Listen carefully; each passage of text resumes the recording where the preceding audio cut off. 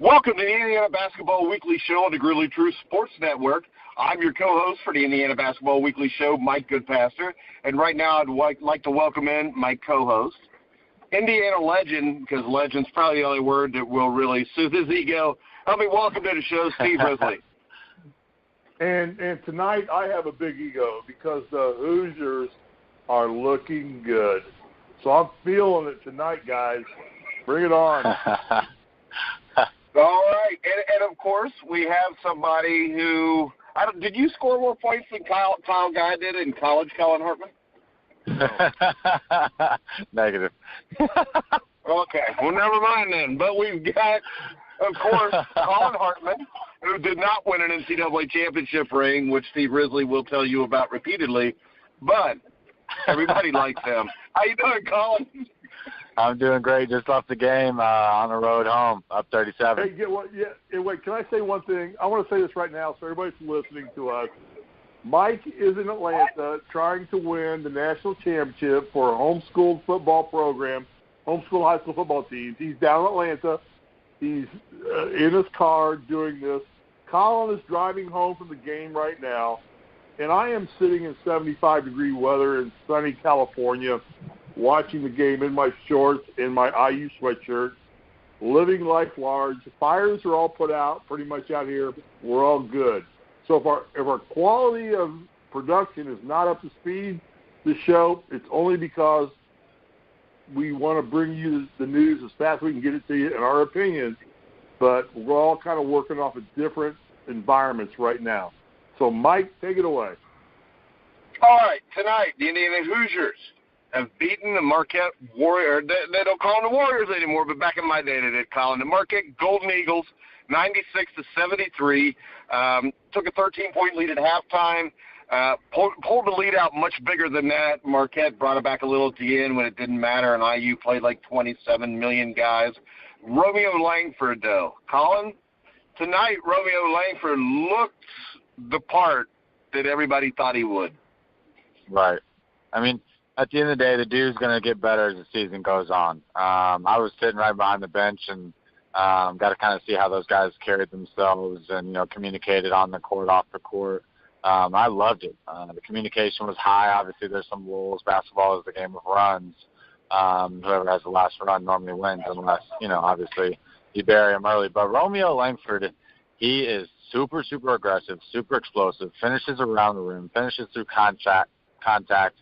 And it's just, he's going to get better as the season goes on, and it's only going to be great for this team, this program, moving forward. Just because it's hard to guard. He's going to get guys in foul trouble. He's going to put guys into situations that they aren't normally able to handle athletically just because they've never gone up against a guy of that caliber. So it's going to be a matchup nightmare because he's tall, he's athletic, he's strong, he can step out, shoot it, obviously. I think he's, like I said, only going to get better as the season goes on.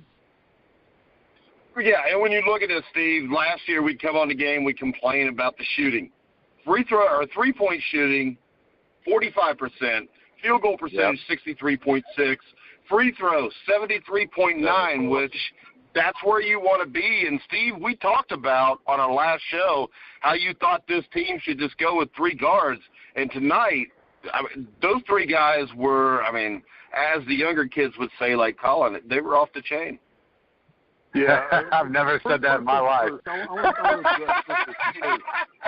I want to address this issue first. When I go to games, I sit by the band in the end zone on the 8th or 10th row. Collin gets the 2 rows behind the bench. That's the gratefulness you get about winning a national championship and playing down there. Oh, he's bitter. And being a Hall of Fame member, and I'm stuck by the tuba. All right, that's over. That's done with. All right, so IU, if anybody's listening, dude, come on, really.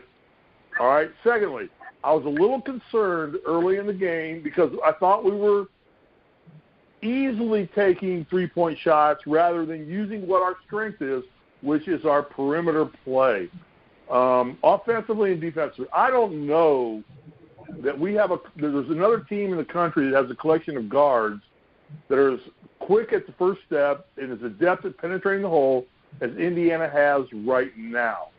Defensively, they are taking all the pressure off our post defense by the way that these guys are playing up top. Offensively, when we go to the hole, and I saw Romeo make some incredible moves to the hole with that first step. Tennessee the same way. And we'll get Devontae back after his injury heals up. But I don't know that, without having looked at every team quantifiably, that there's a team that's got as much strength at the perimeter that we have in Indiana right now at as young an age as we do. I think that's our strength. I think that our inside play needs to step up to match our outside play. I like Pfister in the game defensively. He's just big and tall, creates a presence. I like the way they moved kind of Juwan out to kind of a wing a little bit and free him up and let him use his athleticism a little bit more tonight and be more of an athlete than just a post player, which guys like me, I was a post player because I had no athleticism. So you work with what you got. I get it. But he's got incredible athleticism. But the big telltale sign is, once again, Collin, address this balanced scoring. So, Collin, what do you think of the balanced scoring? I've been saying it for weeks, ever since we got onto this thing. I think that having a guy score 30 a night is easy to guard. He's going to get his 30. You block out, you lock down the other guys to 2, 3, 4, 5 points or whatever. You can still beat that team. You have a team that has 4 players, 4, 5, 6 guys, maybe 7 guys in a crazy world score double digits is unreal. I mean, you can't guard that. You can't game plan for that. You can only take away so much. Defense is 90% of the time reactionary. The offense controls what they do, and the defense reacts to it, except for when you get super aggressive, and try to break up what they do. But I think that with the balanced scoring, we had, 5 guys in double digits tonight? How many assists did we have? We had 18 assists as a team. That's unreal. I think for a team this young, a team this talented, to be able to share the ball like that is huge. How many turnovers did we have with those 18 assists? How many turnovers? We only had 12 turnovers. They had 14. That's a ratio that's going to win championships. And we're not a national championship contender yet. I get that. But that ratio is what will make you a very winning program. Hey, Steve, let me ask you this. Who's the national championship contender then? Well, this is Duke and everybody else. I don't buy that. Duke won one game against Kentucky, who I think is overrated. Hold on. I don't see when you look at Duke's roster, and we talked about this last week, Duke's roster is about a 7-man roster. They got 5 studs. Indiana, if they were to play with 10, 11, or 12 guys against Duke, I think they could wear them down and beat them. I think Indiana's deeper than Duke. Well, see, this is the thing. I saw it today, and yes, we didn't even address that Zach McRoberts was out today. We didn't even address that. So the perimeter defense is only going to get better. Exactly. Devontae Green. Yeah, those two are very athletic, long, get their hands on a lot of passes and stuff like that. So the perimeter defense is just only going to get better. Giving these young guys obviously a little bit of exposure, a little bit of experience. But I think that I saw it today, even with Devontae and Zach out. I think Coach Miller's going to stick to 8-9-man rotation. I don't think it's even going to change if those guys come back. I think, guys, it's just going to only get more competitive as a program because just being around Coach Miller, knowing how he likes to do, he likes it to be a very competitive environment in practice, all together. So it's just I think he's going to keep it to 8 or 9. I don't think, unless we get a significant advantage of being able to run and gun and wear teams down like a Duke that only plays 6, 7 guys, whatever they play. I think Coach Miller is going to stay with that 7, 8-man rotation.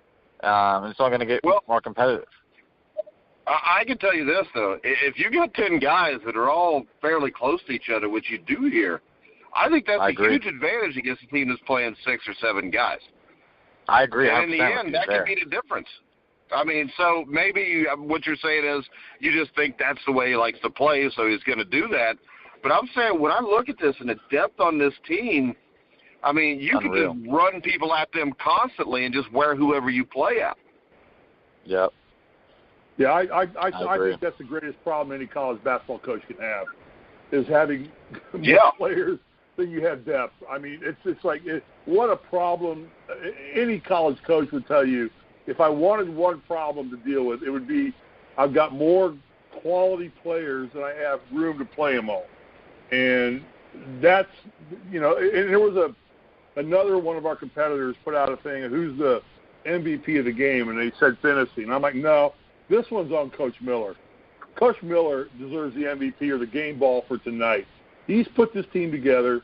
He's creating a culture, creating a methodology, and a camaraderie with teamwork. And, again, the unselfishness of this basketball team continues to amaze me.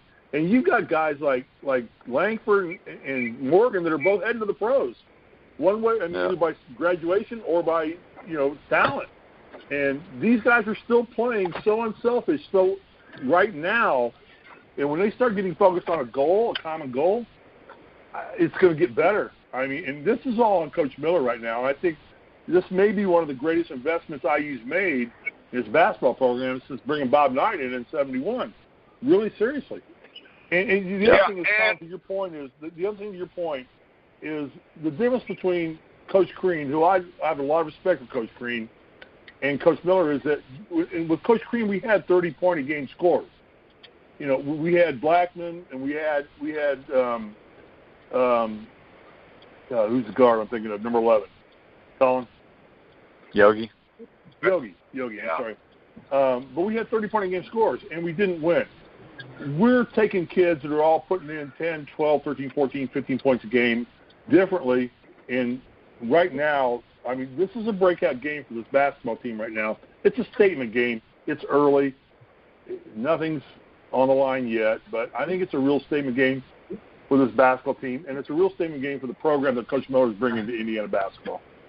Well, let's call it what it is. It's early in the season. Yeah, I completely agree with you, Steve. Early in the season, rankings don't mean anything right now just because nobody knows really truly who they are, where they're at, whatever, across the nation.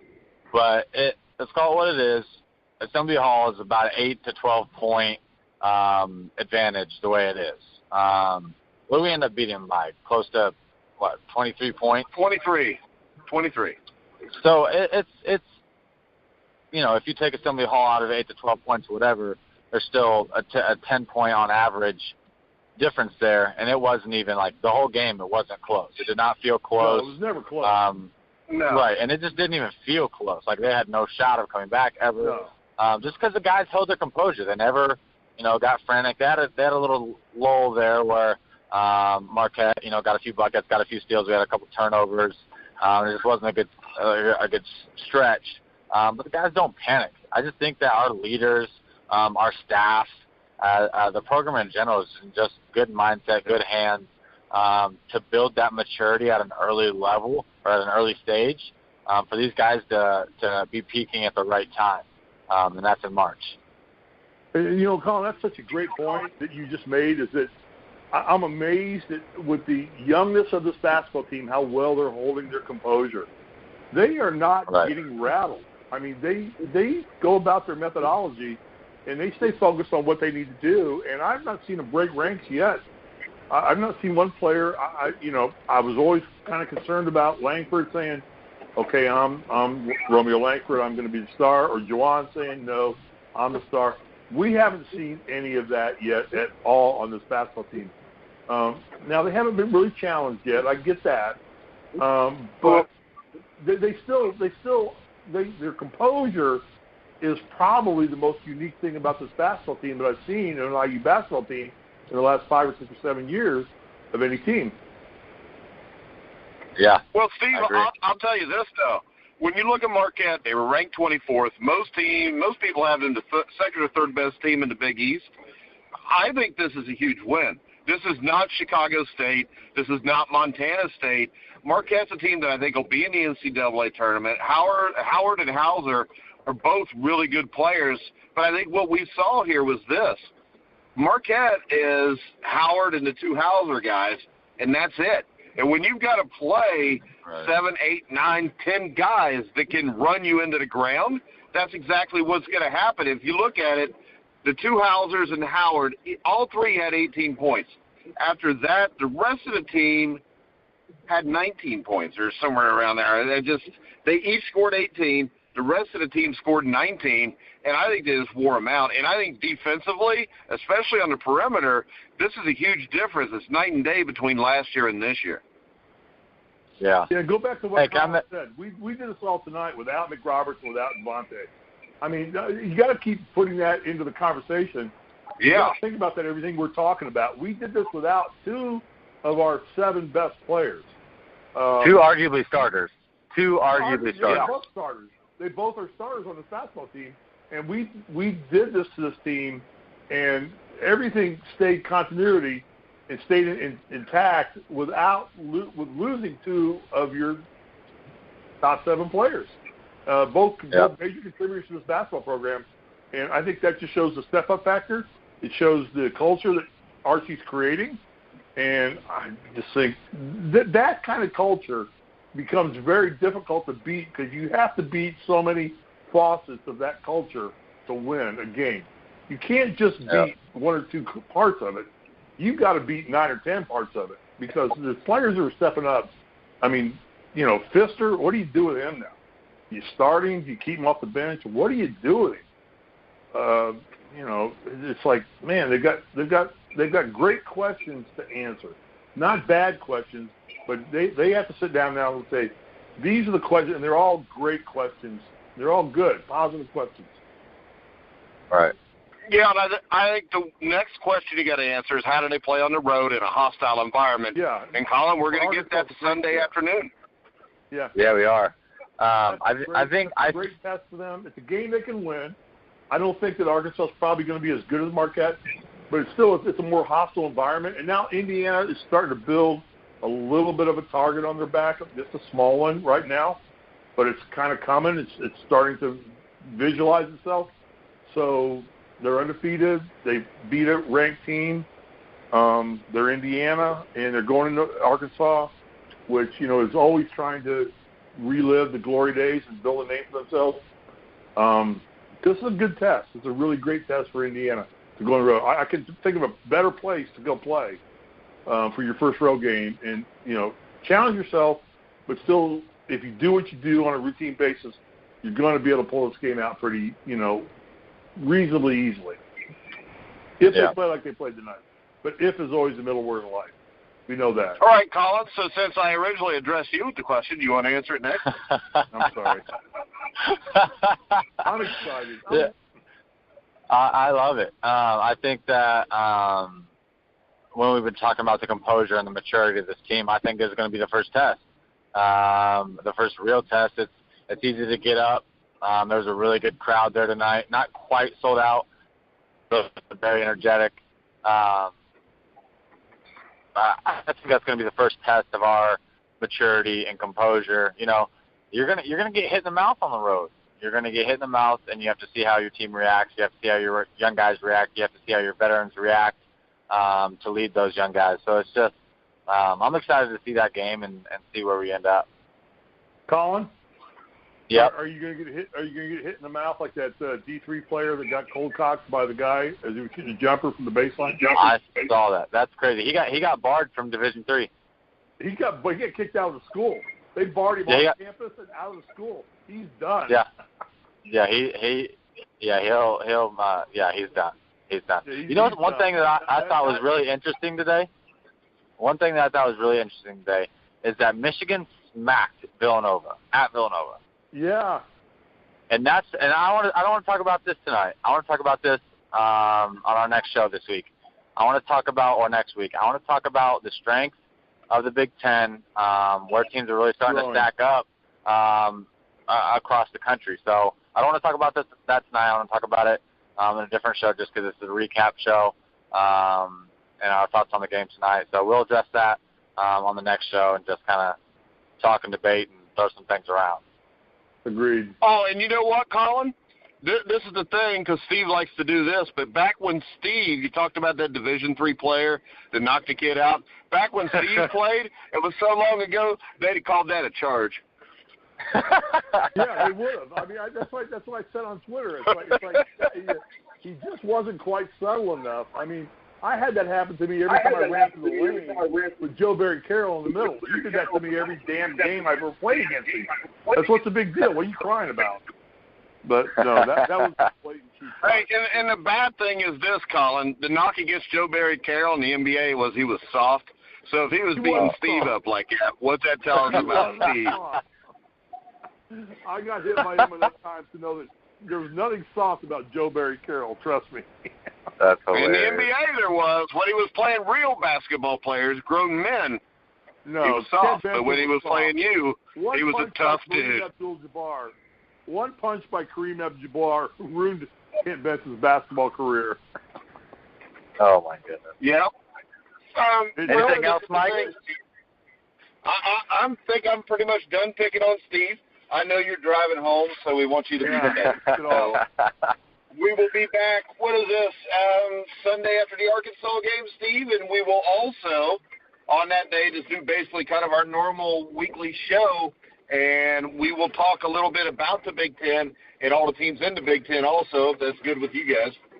Yeah, I'd like to compare IU and see where we stand and just talk about our team more and look across the country a little bit for a brief second just to see, how we feel about our team and how we stand. All right, well, how do you guys feel about maybe – go ahead.